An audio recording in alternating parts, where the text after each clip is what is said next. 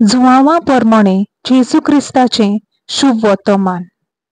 28 वड 52 ते 59. तेन्ना त्या जुदेवांमदीं वादविवाद जालो. ती एकामेकाक म्हणूंक लागली, आरे हो आनीक आमकां आपले मांस खावंक कसो दितलो रे?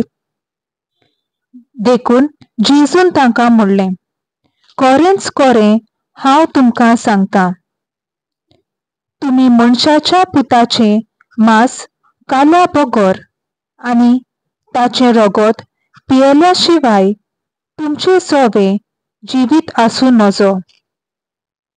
जीं कोण म्हजें मांस खातात आनी म्हजें रगत पियेतात ताचे सोबे सासणीक जिवीत आसा, आनी ताका निमाण्या दिसा हांव पुनर्जिवंत करतलों.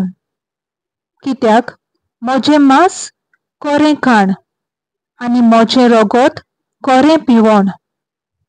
म्हजें मांस खातात आनी म्हजें रगत पियेतात तीं म्हजे सोबे जियेतात आनी हांव तांचे सोबे जियेतां. जिव्या बापान म्हाका धाडला आनी बापा थावन हांव जिवीत घेतां.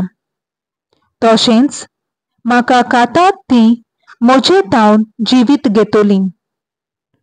हो स्वर्गार थावन देंवलेलो उंडो.